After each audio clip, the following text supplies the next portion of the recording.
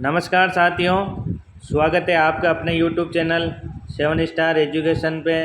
मैं आपके बीच लेके आया हूँ डिटर्मिनर की अगली क्लास। इससे जस्ट पहले हमने 2 या 3 क्लासें की थी, 3 क्लासें की हैं। अगर जिसने पिछली क्लासें नहीं देखी हो तो एक बार पिछली क्लासें ज़रूर देखें। क्लास की शुरुआत करने से पहले जो चैनल पे नए हैं वो चैनल को सब्सक्राइब करें, लाइक करें और अपने दोस्तों के साथ शेयर करें। और कोई भी किसी भी प्रकार की कोई आपको कोई परेशानी हो या फिर आपको कोई डाउट हो तो आप कमेंट बॉक्स में लिख सकते हैं। बेझिझक मैं आपके उस कमेंट का जवाब आपको ज़रूर अगली क्लास में दूंगा। तो शुरुआत करते हैं हम अपनी क्लास हमेशा की तरह एक मोटिवेशन से। तो हमारा मोटिवेशन है कि कामयाबी सुबह के जैसी होती है। कामयाबी सुबह के जैसी होती है, जो मांगने से नहीं जागने से मिलती है। जो मांगने से नहीं जागने से मिलती है। तो ये है हमारा मॉर्निंग से रिलेटेड और अपनी कामयाबी से रिलेटेड मोटिवेशन। तो ये है हमारा मोटिवेशन को बरकरार रखते हुए उसी जोश और जुनून के साथ अपनी क्लास को उसी अंदाज में स्टार्ट करते हैं जिस अंदाज से हमने पिछली बहुत सारी क्लासें की हैं। अगर जिसने नहीं की है या नहीं देखी है किसी ने क्लासें तो वो पिछली क्लासें ज़रूर देखें।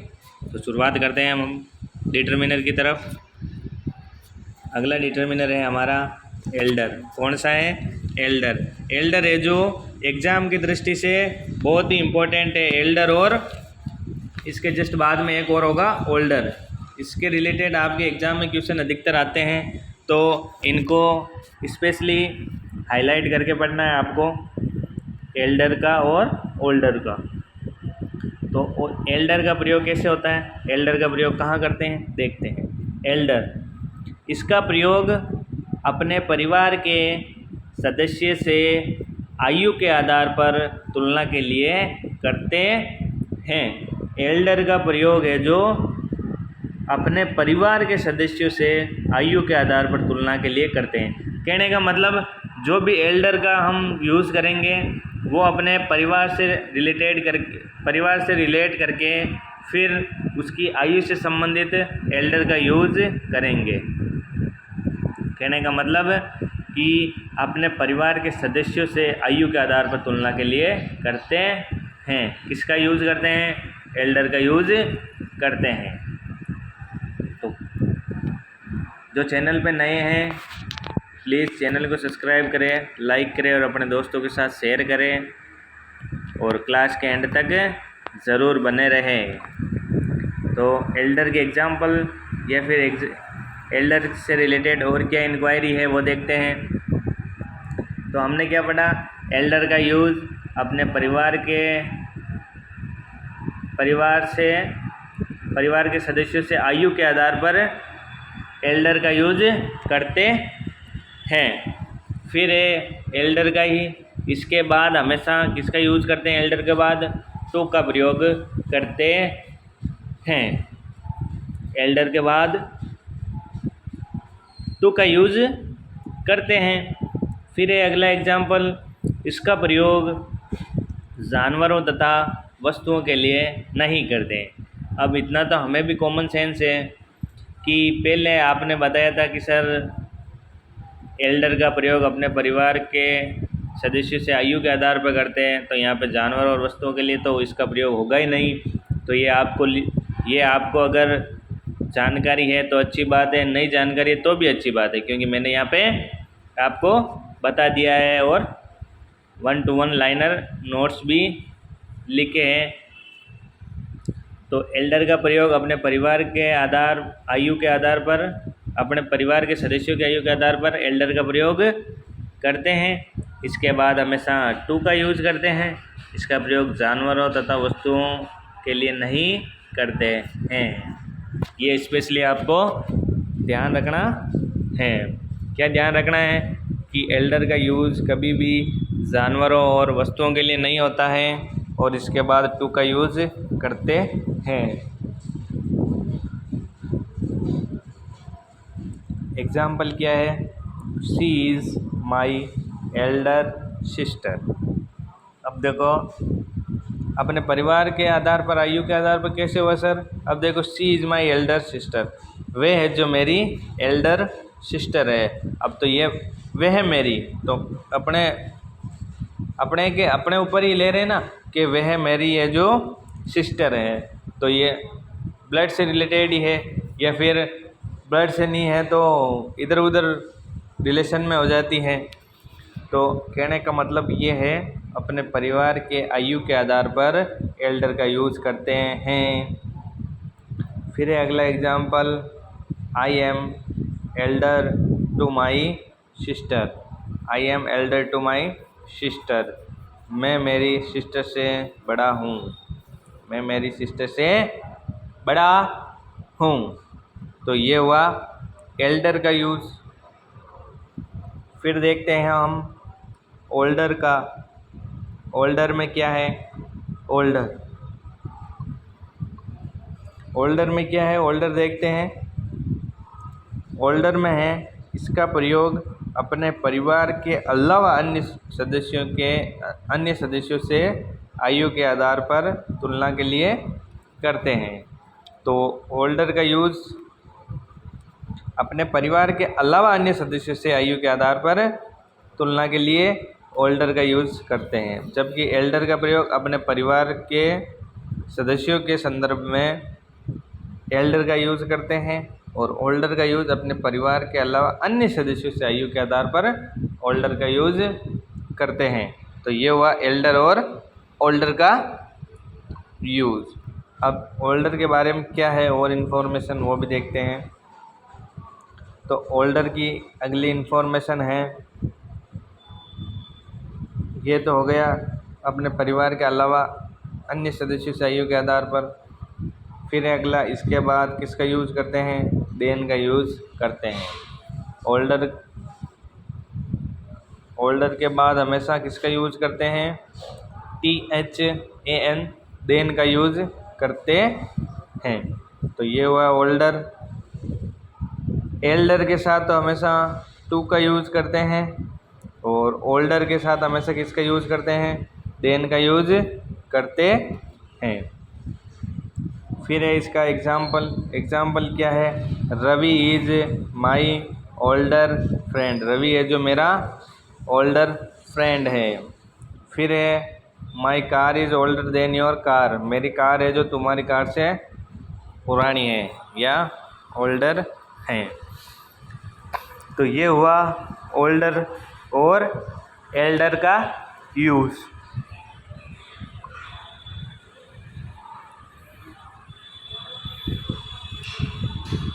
फिर है अपना अगला, एल्डर और ओल्डर, इनसे रिलेटेड कोई आपको डाउट हो तो पूछ सकते हो आप कमेंट बॉक्स में, मैं आपके कमेंट का ज़रूर रिप्लाई दूंगा।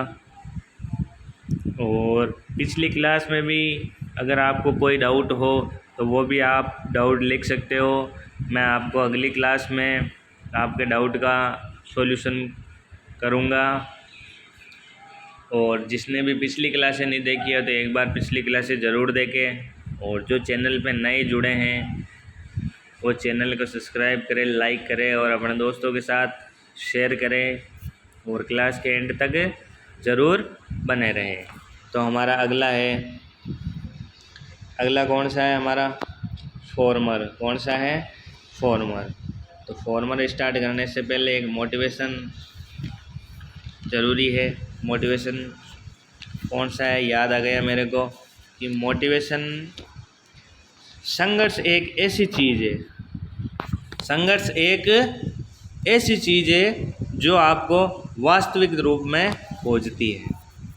संघर्ष एक ऐसी चीज़ है जो आपको वास्तविक रूप में खोजती है। तो आप जितना संघर्ष करोगे उतने आप निखरोगे, ये तो तय है।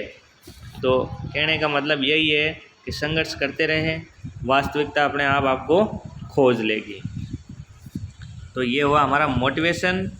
और मोटिवेशन के साथ मोटिवेशन को ही रखकर जोश और जुनून को बरकरार रखते हुए फॉर्मर को पढ़ते हैं, और फॉर्मर और फर्स्ट का पोस्टमार्टम करते हैं। तो फॉर्मर, फॉर्मर इसका प्रयोग दो की श्रृंखला में पहले की स्थिति को व्यक्त करने के लिए फॉर्मर का यूज़ करते हैं। फॉर्मर का प्रयोग दो की श्रृंखला आ जाए, अगर दो की श्रृंखला आ जाए तो उसमें पहले की स्थिति को व्यक्त करने के लिए किसका यूज़ करेंगे? फॉर्मर का यूज़ करेंगे। कैसे? जैसे between Ram and Sita former is intelligent. अब between Ram and Sita former is intelligent, लेकिन फॉर्मर का यूज़ पहले की स्थिति को व्यक्त करने के लिए करते हैं, तो इसमें इंटेलिजेंट कौन हुआ? राम। कौन हुआ? राम। तो ये हुआ फॉर्मर का एग्जाम्पल। फिर है अगला फर्स्ट। क्या है? फर्स्ट। फर्स्ट में देखो, इसका प्रयोग किसी श्रृंखला की प्रथम स्थिति को व्यक्त करने के लिए करते हैं।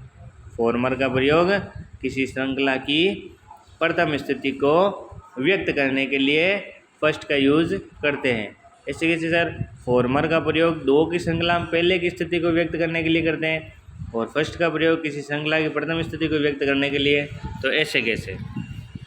तो फॉर्मर का प्रयोग तो कोई दो स्पेशली आपको दे देंगे, उसमें पहला पूछेंगे क्या है फॉर्मर के बारे में, तो वो है कि दो के बारे में आपको किसी स्पेशल के बारे में बता देंगे या फिर बोल देंगे, तो उसमें आपको पहले की स्थिति को व्यक्त करने के लिए या फिर बताने के लिए किसका यूज़ करना है?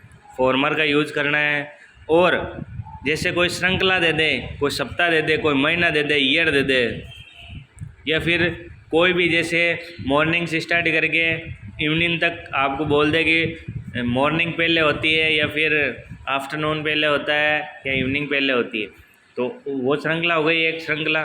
श्रृंखला से रिलेटेड कोई भी आपको पूछे तो उसमें क्या करना है? फर्स्ट का यूज़ करना है।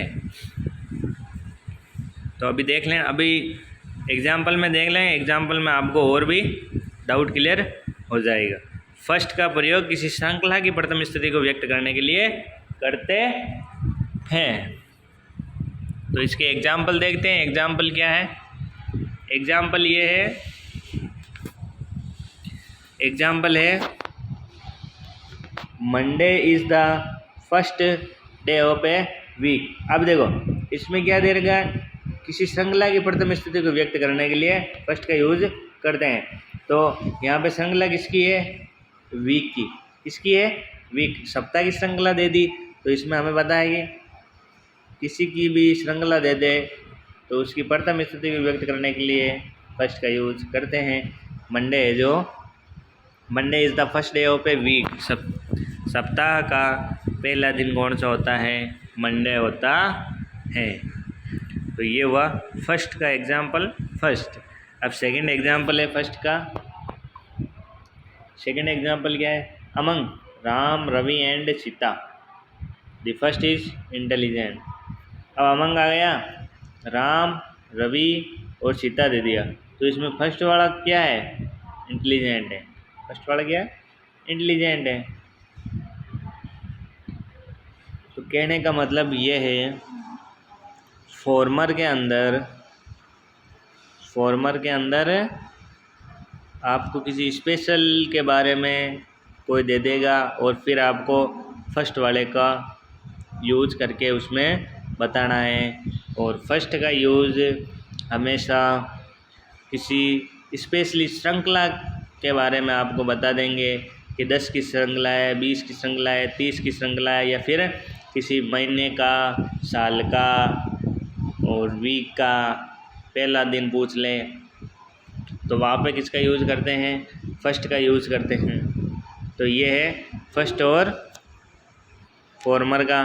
फिर इससे रिलेटेड एक और है फॉरमोस्ट। क्या है? फॉरमोस्ट। फॉरमोस्ट को भी देखते हैं। फॉरमोस्ट में क्या है? तो इसको थोड़ा यहीं पे रहने दो। फॉरमोस्ट इसको क्लियर करते हैं। तो फॉरमोस्ट में क्या है? इसका प्रयोग सबसे अग्रणी के संदर्भ में करते हैं। फॉरमोस्ट का प्रयोग सबसे अग्रणी के संदर्भ में करते हैं। किसके संदर्भ में करते हैं फॉरमोस्ट का प्रयोग? सबसे अग्रणी के संदर्भ में। फॉरमोस्ट इसका प्रयोग सबसे अग्रणी के संदर्भ में करते हैं। सबसे अग्रणी मतलब सबसे आगे के संदर्भ में। तो इसके एग्जाम्पल देखते हैं कैसे अग्रणी के संदर्भ में करते हैं। तो ये